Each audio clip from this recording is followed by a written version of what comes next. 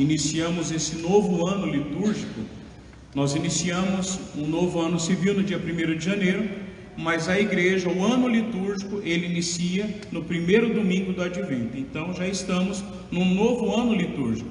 E a igreja então ela passa sempre por 3 anos, o ano A, B e C. No ano A da liturgia, que nós terminamos na semana passada, nós usamos o Evangelho de São Mateus.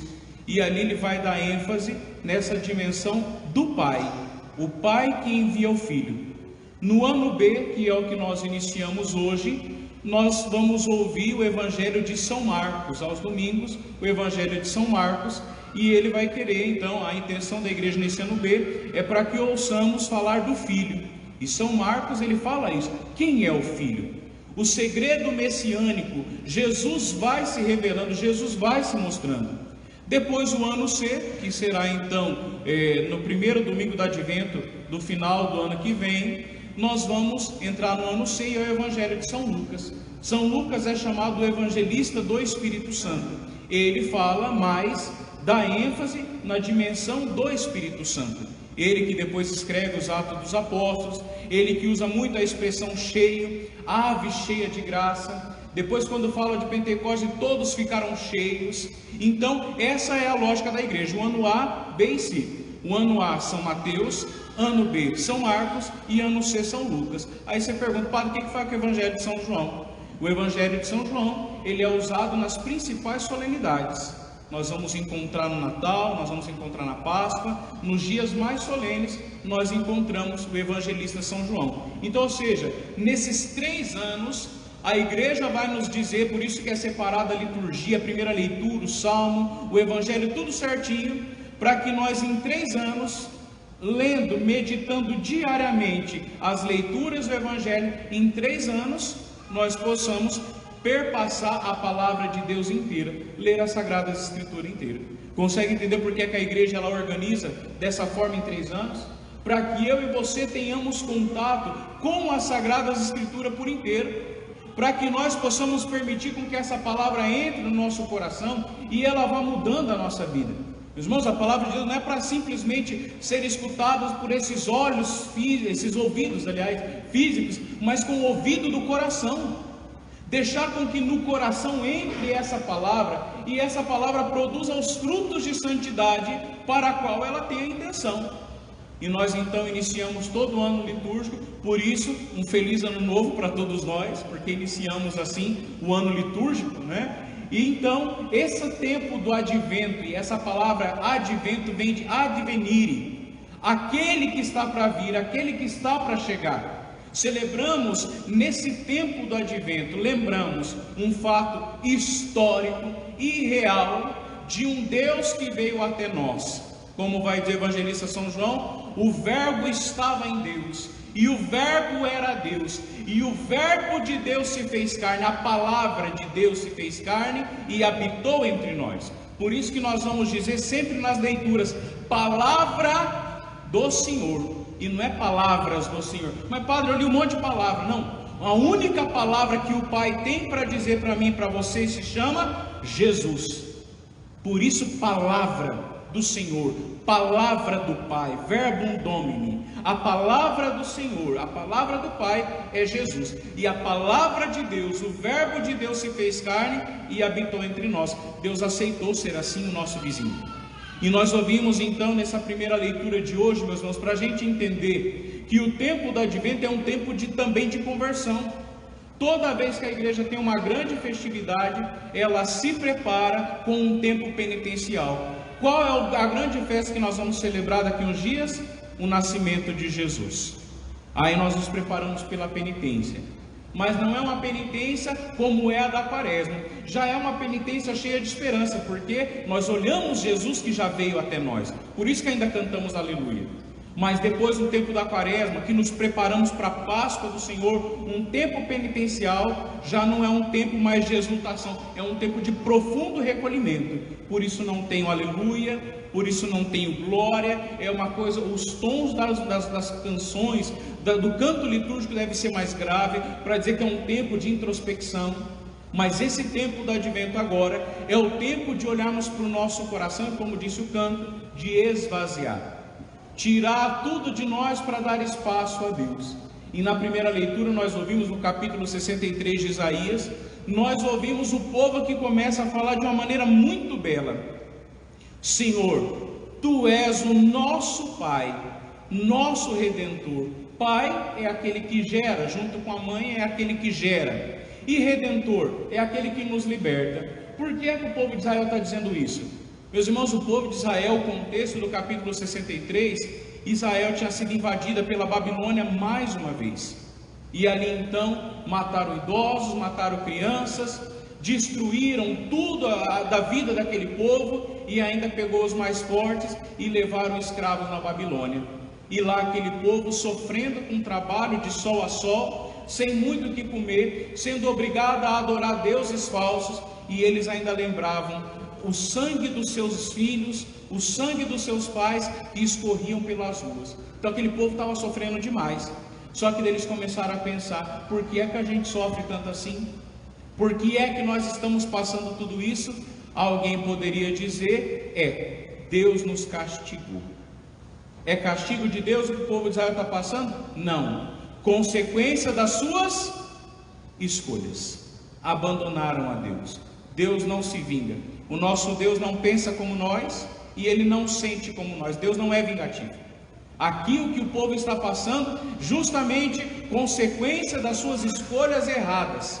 E me lembra aqui, daquela última pregação do Padre Léo, em que ele todo fisicamente destruído pelo câncer, e aí alguém perguntou se ele tinha pedido para Deus a cura, e ele falou: não, nunca pedi para Deus a cura, porque eu sei que a consequência desse câncer é consequência de tantos anos que eu fumei. Eu não pedi cura para Deus, seria injusto eu fazer isso para Deus, porque eu procurei. Então o que eu vou fazer agora? Vou me martirizar pelo erro do passado? Não, vou usar como santificação. Eu vou me converter nisso daqui, não vou perder nada, vou oferecer tudo a Deus, cada dor, cada sofrimento. Então veja, meus irmãos, aqui nós encontramos esse povo também que percebe que tudo que eles estão passando é consequência dos próprios pecados. Não Deus castigou, mas se a gente planta vento, como diz os antigos, vai colher o quê? Tempestade. Se nós plantamos somente pecado, é as consequências dos pecados que nós vamos colher. Porém aqui nós encontramos nessa leitura uma mensagem de esperança. Esse povo resolveu, olhou para si, percebeu os seus pecados, mas puderam olhar para Deus e dizer: Senhor, nós envergonhamos os nossos pais, o pai Abraão, Isaac, Jacó, nós envergonhamos a eles que fizeram tanto por nós. Então, Senhor, só nos resta Tu para nos ajudar. Senhor, seja o nosso Pai. Gente, que o pai e a mãe, para poder ter um filho, o pai e a mãe se encontram e geram uma vida nova. Quando eles estão chamando Deus de Pai, o que eles estão pedindo para Deus? Senhor, venha nos gerar, venha nos fazer de novo, Senhor. Venha e tenha piedade de nós. Nós pecamos, nós aprontamos, mas venha nos gerar novamente. Por isso Tu és nosso Pai. Venha nos gerar novamente, Senhor, mas também venha nos libertar, seja o nosso Redentor. E de fato, Deus foi o Pai, Deus foi o Redentor. É a primeira vez na Sagrada Escritura nós vamos ouvir o povo de Israel chamando Deus de Pai.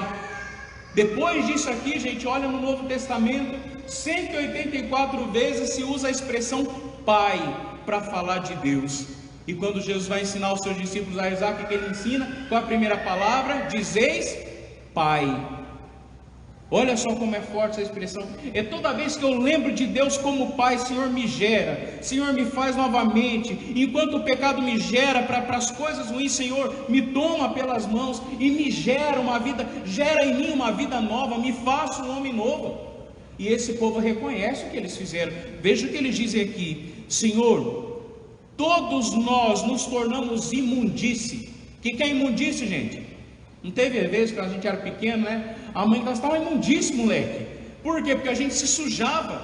Saiu de casa limpinho, voltou para casa uma imundície. Quantas vezes eu ouvi isso? Às vezes, por isso que eu falo, eu olho para aqueles pés de espada de São Jorge, eu sinto um leve medo, porque a espada de São Jorge ficava lá preparadinho. Tinha um pé que tinha várias folhas em casa assim, Então, ou seja, você chegou a imundície. Olha a tua roupa, olha o calçado que estava lavado, que estava limpo. Assim aconteceu com o povo de Deus, saíram limpos das mãos do Senhor e voltaram uma imundície, sujos, estavam sujos, e a sujeira por conta do pecado. Depois nós nos tornamos, Senhor, imundície, e todas as nossas obras são como um pano sujo. Gente, pega um pano sujo e vai tentar limpar a casa para ver. O que você faz com a sujeira? Você espalha. O pano sujo, ele não limpa, ele só espalha a sujeira que já tem e a sujeira que o pano traz. Então, ou seja, a nossa vida está perdida, Senhor, tenha compaixão de nós. E aí eles vão entender. Vem, Senhor, ao encontro de quem pratica a justiça com alegria, de quem se lembra de Ti e dos Teus caminhos. Tu te irritastes porque nós pecamos, é verdade. É nos caminhos de outrora, Senhor, que seremos salvos. O que é que o profeta quis dizer? É nos caminhos de outrora que seremos salvos? É nos caminhos que o Senhor nos ensinou lá no passado. O Pai nos ensinou um caminho correto lá no passado. Por isso, se nós queremos consertar a nossa vida, precisamos voltar nos caminhos de outrora, no caminho que o Senhor nos ensinou lá no passado, lá atrás. Parafraseando Santa Teresinha, devemos voltar ao primeiro amor. E aí São Paulo também, aliás Apocalipse, né? Vós esquecestes do primeiro amor. Quantas vezes nós esquecemos de que Deus nos amou? E aí às vezes o rapaz, por conta de uma mocinha bonitinha, que depois fica feia, ele esquece do primeiro amor que é Deus. A menina se encanta pelo rapaz, porque é tudo fortinho, aí depois ele fica tudo murcho, e esqueceu o primeiro amor por causa dos encantos dos olhos. O outro lá, porque viu um carrão, e ele se empenhou por tudo aquilo ali, e abandonou o primeiro amor. E assim os nossos olhos e os nossos corações vão se encantando por tudo, e esquecemos o primeiro amor. E não pense que o padre às vezes não se deixa encantar por outras coisas, não. Também se deixa. Às vezes nós também acabamos esquecendo o primeiro amor, é Deus. Por isso é preciso voltar a esse amor, é preciso voltar nos caminhos de outrora, nos caminhos que o Senhor nos ensinou no passado. Lá está a nossa salvação, é em Deus, não é em outro canto, não é em outro lugar, é em Deus, é somente em Deus. E aí esse povo termina fazendo essa oração bonita: assim mesmo, Senhor, Tu és nosso Pai, nós somos barro, Tu nosso oleiro, e nós todos obras de Suas mãos. Quem já viu o oleiro, sabe aqueles vasos de barro que a gente usa também aqui durante o dia mariano, na novena. Aquele vaso de barro não é bonito daquele jeito, não acharam nas escavações daquele jeito, a gente não encontrou daquele jeito, não caiu do céu. Ele é um barro, e o oleiro pega aquele barro, coloca naquele negócio que é girando, o torno, e ele vai com as suas mãos, ele vai modelando, tira pedras, tira galhos, e ele vai fazendo o vaso do jeito que ele quer. Uns vasos mais gordinhos, uns vasos mais queimadinhos, uns vasos mais fininhos, mas todos que agradam ao Senhor. Meus irmãos, se nós nos colocarmos como vasos, como barros disforme na mão do Senhor, Ele vai fazer de nós o vaso que Ele quer, o vaso que Ele deseja, o vaso que Ele pensa: esse está bonito, é assim que eu quero. Nós precisamos também nos colocar nas mãos do Senhor e deixar com que Ele faça da nossa vida o que Ele quer. O problema é que às vezes, como padre, eu quero ser sacerdote do meu jeito, e eu não me coloco nas mãos de Deus para Ele fazer. Ah, agora eu casei, o casamento é meu, o matrimônio é meu. Não, o matrimônio não é teu. O matrimônio é um dom da igreja, uma graça, um sacramento da igreja, para que você, unido à tua esposa, seja um sinal para o mundo de um Deus que é fiel a nós. Então o matrimônio está em você como casal, mas é da igreja, é para ser um sacramento de serviço. O casamento é meu, eu faço dele o que eu quero. Não, Senhor, toma o meu matrimônio e modela do jeito que o Senhor quer. Como que o Senhor quer a minha família, Senhor? Como que o Senhor quer a minha casa, eu com a minha esposa, eu com o meu esposo, com os nossos filhos? Como o Senhor quer? Como o Senhor quer? Como cristão dentro da igreja? Como o Senhor quer a minha pastoral? Como o Senhor quer esse grupo? Como o Senhor quer aquilo? Como o Senhor quer aquilo? Qual canto que o Senhor quer? Que jeito, Senhor, que eu vou te servir no altar? Como o Senhor deseja, como o Senhor quer? Consegue entender? Se colocar nas mãos do Senhor e deixar Ele nos moldar, nos modelar. É isso que esse povo está dizendo. Nós somos barro, Senhor, Tu é nosso oleiro, nós somos obras de Tua mão. Meus irmãos, ser obra das mãos do Senhor, o mundo olhando para nós vê, realmente, esse aqui foi modelado por Deus. Esse aqui foi feito por Deus. Olha os comportamentos dele. Foi Deus que modelou esses comportamentos. Foi Deus que modelou esse pensamento. Nós olhamos os santos. Quem é que modelou Madre Teresa de Calcutá? Foi Deus. Aquela mulher se colocava diante do sacrário, diante do divino oleiro, e deixava o Senhor moldar naquela mulher a sua vontade, moldar na sua vida as suas escolhas. É assim. O santo e a santa, o cristão verdadeiro é aquele que se deixa ser modelado, moldado pelo Senhor. E aí, meus irmãos, no Evangelho, aliás, na leitura, e São Paulo vai dizer bem assim, que para nós não falta nenhum dom, já temos tudo. O que nós precisamos é usar os dons e as graças que o Senhor nos deu, e pedir para Ele: Senhor, nos dê perseverança, para que o nosso proceder, para que a nossa vida seja irrepreensível, para que a nossa vida seja uma vida reta, uma vida correta, até o dia que o Senhor voltar na sua glória e o Senhor nos encontre preparado. O Evangelho dizendo para nós, não é para botar medo em nós. Ficai atentos, olha as palavras, ficai atentos, cuidado, vigiai. Não é para a gente ter medo, mas o Senhor está dizendo para nós que nós, enquanto o Senhor não vem, e enquanto a gente não vai, nós precisamos estar trabalhando no amor a Deus e no amor ao próximo. É assim que o cristão prepara.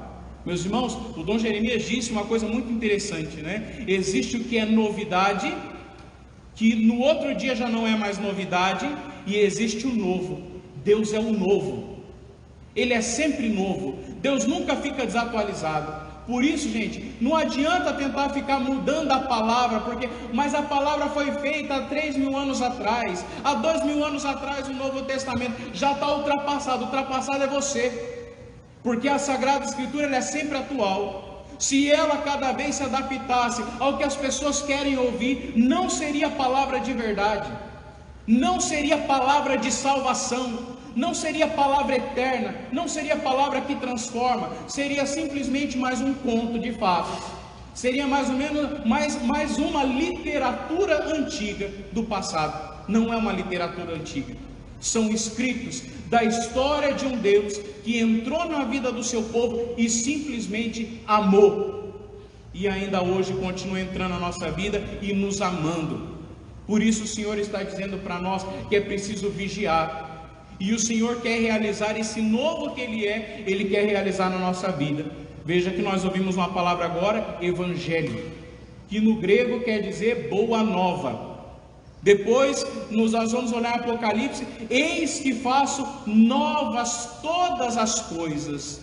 Tudo que Deus toca, Deus torna novo. Veja que tem pessoas que você fala: mas rapaz, você mudou tanto, você está novo, o que aconteceu? Jesus, é Jesus. O problema, meus irmãos, é que nós, na Sagrada Escritura, tem duas expressões para falar de gente de mais idade: ancião e velho. Quando muitas vezes se fala velho na Sagrada Escritura, não é o velho da idade, é aquela pessoa velha carcomida pelo pecado. Então, carcomido pelo pecado, Deus quer tirar esse velho, o velho homem de nós. Por isso que no batismo, desce o velho homem e sobe o homem novo em Cristo Jesus. E aqui esse evangelho dizendo para nós: vigiai, não sabeis o dia nem a hora, se vem à tarde, se vem à noite, se vem de madrugada, se vem ao amanhecer, não sabemos quando o Senhor vem. Por isso, meus irmãos, o Senhor vem para todos nós, para quem está no começo da sua vida, para quem está no meio da sua vida, para quem está no finalzinho da sua vida. E se o Senhor não vem na sua glória, nós vamos. Quantos de nós já não passamos pela experiência, não da nossa morte, mas de morte de pessoas do lado de nós? Gente, estava tão bem, ontem a gente estava junto, ontem veio aqui na minha casa e hoje não está mais. E a gente fica com aquela sensação: se eu soubesse que era a última vez, se eu soubesse que era o último momento. Consegue entender a brevidade da nossa vida?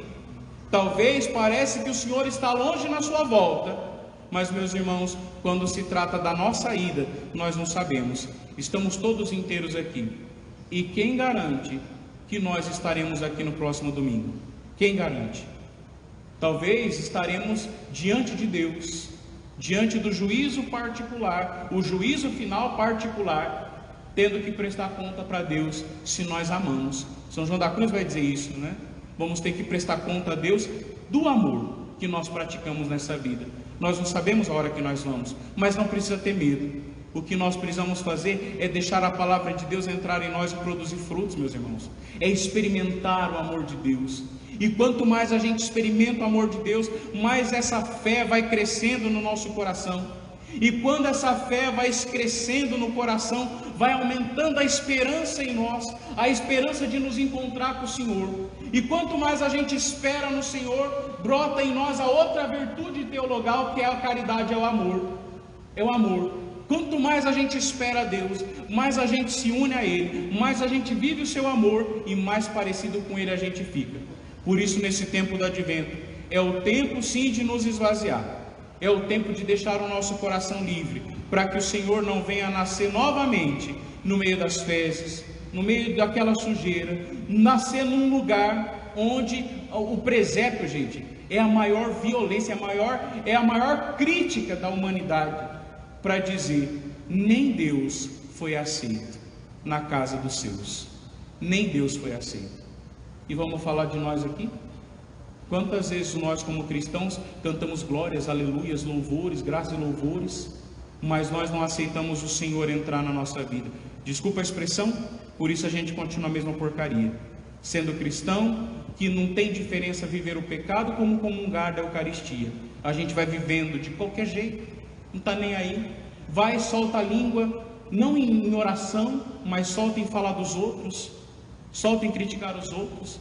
Os mesmos joelhinhos que piedosamente se ajoelham na consagração, serve para poder dar coice depois nos outros, para dar rasteira na vida dos outros.